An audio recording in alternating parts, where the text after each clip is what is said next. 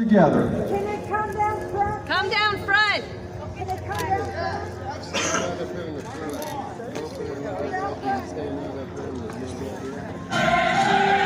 Absolutely, come down front when your service is called. Of course, we got a colonial soldier here too today.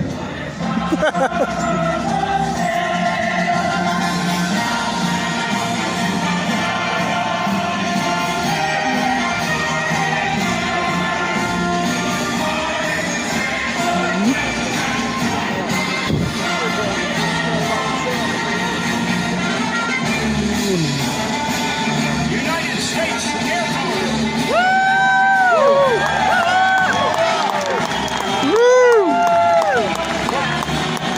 Thank you, sir. You got Air Force guys here. Thank you for your service. Thank you.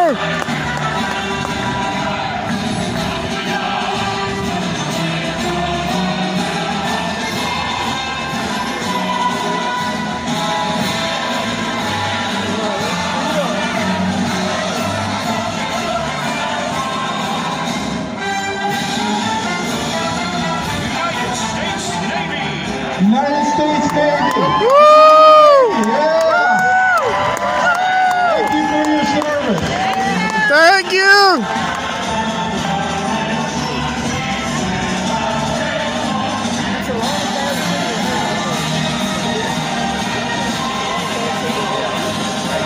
Thank you, sir.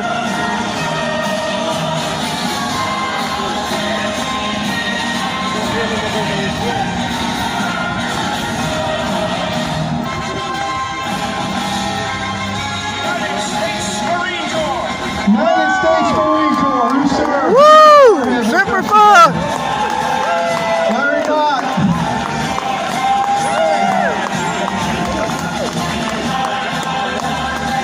God bless you. Thank you all for your service.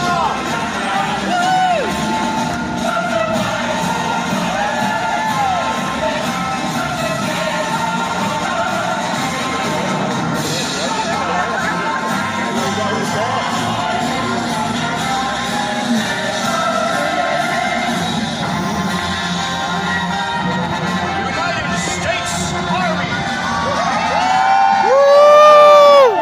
Hey, Ray, who's with the Army? We got a bunch of them out there. Woo! For your service.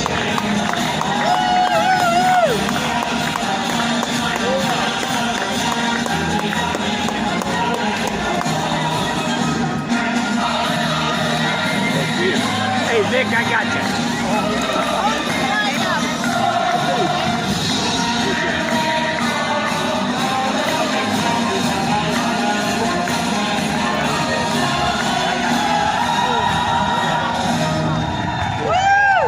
Woo! All right, God bless you all for your service to our country, and God bless everybody that's here today for being with us to celebrate our freedom. What we're going to do next, you know, you saw a lot of live soldiers come up here, and thank God they all made it back. You know, I'm sure some of them were probably in some serious combat, and thank you again for that. But what we want to do now, I'm going to play taps, and let's just have a moment of silence for all the soldiers going all the way back for the sacrifices they made. And by the way, I was reminded earlier by one of the guys that standing right here with the 50 caliber. What a gun. We were talking about how the sacrifices that these soldiers have made should never be taken in vain. And that's exactly what General George S. Patton said after World War II in his speech. He said, do not let all these sacrifices that these men have made for you be in vain. And that's what's happening in our country now. Yeah. These guys have sacrificed their lives. Absolutely. They've bled for you. They've sweated for you. They've given everything they have, their last full measure, for freedom. And the least we can do is try to do the same. To me, the best way to honor any soldier that has ever fought for freedom is to do the same. Is that not correct? Yeah. Yeah, so let's have a moment of silence and we'll play taps for all of them.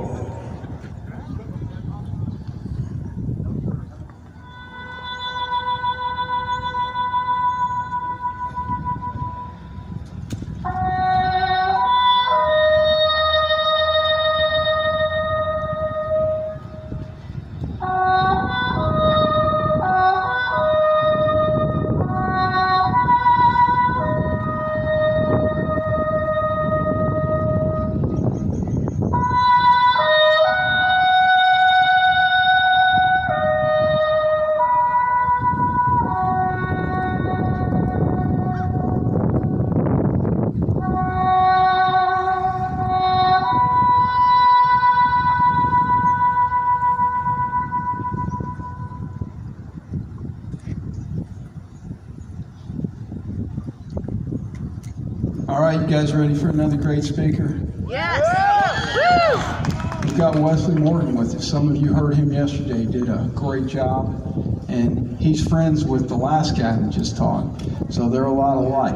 So he's going to talk a lot about, these constitutional violations, not only by our governor, but some of our other elected officials from right here in Kentucky. Because there's very few that are actually doing the job that we're paying them to do. Yep. So Wesley, take it away. Thank you very much, Ben. I appreciate it. Thank you so much. My name is Clinton Wesley Morgan.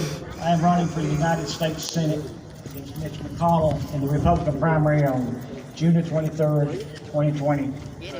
Please get out and vote whatever you do. It's going to take a grassroots effort to beat McConnell. You can guarantee that the establishment will turn out to vote. We've got to have you turn out to vote. Kevin, can you come on up front? Chris. Let me tell you a little bit about the Second Amendment. Second Amendment, if we allow it to be taken from us, there's going to be bad consequences. And let me tell you right now that when Hitler took your Second Amendment, took the people's rights to bear arms, the first thing he did is started killing people. When Stalin took it in Russia, the first thing he did is start killing people. When Mao in China took their gun rights from them, the first thing they did was start killing people. If you look at these signs, if you allow your Second Amendment to be taken from you, that will be somebody's wife and somebody's little girl that they're going to be shooting in the back of the head somewhere, because that's the first thing they do is start killing people when they take the guns. That is the very first thing. McConnell don't give a shit. So be aware of what your politicians are doing to you. Now, I want to talk a little bit about Mr. McConnell and what he's done with the Second Amendment. He's voted against your Second Amendment rights 6 times. As early as the spring of 2019, Mitch McConnell was out there. He was saying that they were going to have hearings on red flag laws. Red flag laws are unconstitutional. You can't determine whether or not a person's going to commit a crime before they commit it. Cannot. So that's the first thing, actually the most recent thing he's done against your Second Amendment rights. 2013, McConnell cut a deal with the Democrats to allow the Obama second-term nominees to sell to the Senate. Included in that deal was a confirmation of an anti-gun zealot, Todd Jones, to serve as director of ATF. McConnell let this guy become the director who had no respect for your Second Amendment. And ATF starts banning everything. In 2011, May 16th, McConnell voted against Senator Rand Paul's amendment to block authority under the Patriot Act to obtain your gun records. Why they need your gun records? So they can make a registry of who's got guns.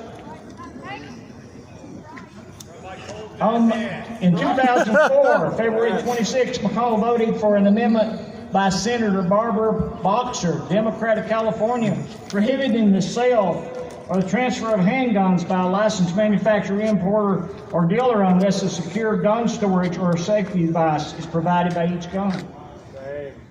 McConnell is not your friend when it comes to the Second Amendment. In 2000, McConnell voted for Senator Dick Durbin, Democrat of Illinois, amendment to spend taxpayers' funds for the Department of Education grants used to disseminate gun control agenda in schools and through public service announcements. The only reason for that is to try to indoctrinate your children so that they will be willing to give up their guns. In 1999, McConnell voted for Senator Herb Coles, he's a Democrat from Wisconsin, amendment requiring that all guns be sold with trigger locks.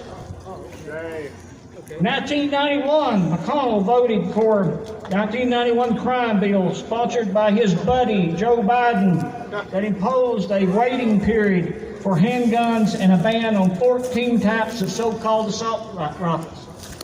This is what your Kentucky United States Senator has done. Fourth Amendment. McConnell voted against the Fourth Amendment by making the Patriot Act permanent, which authorizes unprecedented surveillance powers from the federal government. And he stated that the Patriot Act is one of the most important overdue, and this is a quote, most important overdue pieces of legislation in a generation, and declared it did not go far enough. What a joke. Even though this allowed for U.S. citizens to be declared domestic terrorists and detained indefinitely. Now, that was one of the fears that they had in Virginia when they were trying to go against the governor of Virginia. They were afraid that they would be declared domestic terrorists and they would be put in prison and held indefinitely without trial. This is this kind of stuff that only you would think that somebody's making up, but it's not. It's true.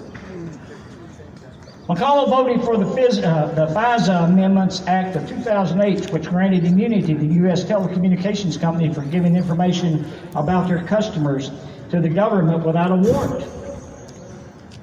Read the Fourth Amendment. You don't supposed to be able to get stuff like this without a search warrant. Nope. Right. No search warrant. As recently as this month, May 2020, McConnell led the fight for reauthorization of the 2001 Patriot Act, and his personal amendment explicitly permits the FBI to collect records of Americans' internet searches and browsing histories without a warrant. This guy's not your friend. Nope. He's not a friend of liberty. Vote him out. Now let me tell you some stuff that you don't know about. Talk about the First Amendment for a second. Anybody here heard about the Smith-Mont Act? The Smith-Mont Act was passed in 1948, and it prohibited government propaganda from being used in the American news media. Mitch McConnell, as the Senate Minority Leader, Harry Reid, as the Senate Majority Leader, split the repeal of the Smith-Mont Act into the 2013 National Defense Authorization Act. You know, the act where we give all the money to our military, where you slip it in where people can't see. Mitch McConnell and Harry Reid created fake news because they repealed the Smith-Mont Act. Now it become legal to lie to you. And that's what they've been doing. They've been lying to you. Then the gall this guy has, he acts like he's a friend of President Trump.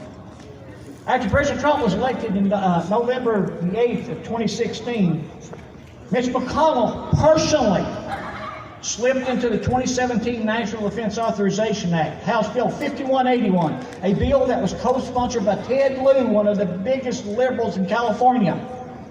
That bill was called Countering Foreign Disinformation and Propaganda Act, creating a $160 million slush fund to be used by the Broadcasting Board of Governors to censor conservative content in the social media, YouTube, Facebook, Twitter. Your Kentucky senator did that. And he hid it into the 2017 National Defense Authorization Act. But there's another little thing he did in that same bill. Up until that time, the Broadcasting Board of Governors, who oversaw all the media in America, consisted of 4 Democrats, 4 Republicans, and the Secretary of State was his 9th member. He abolished those people. He put in 1 director. And he passed the bill so that Obama got to appoint that director before Trump was sworn in. And to this day, 3.5 years into President Trump's term, Mitch McConnell has still refused to confirm the president's nominee to take over the directorship of the Broadcasting Board of Governors. Shame. To this day. Shame. And then he acts like he's a friend of the president. He's not. Mine too. Mine too. Mitch McConnell's done so many things to hurt us. In 2001, McConnell passed, he actually participated in passing the No Child Left Behind. It created unprecedented federal involvement in education and pleaded violation of the 10th Amendment. They have no authority in education. They should not be indoctrinating our children, and that's what they're doing. Amen. And that's how they're getting these people that grow up to go along with their tyranny, is because they know no better. Yep.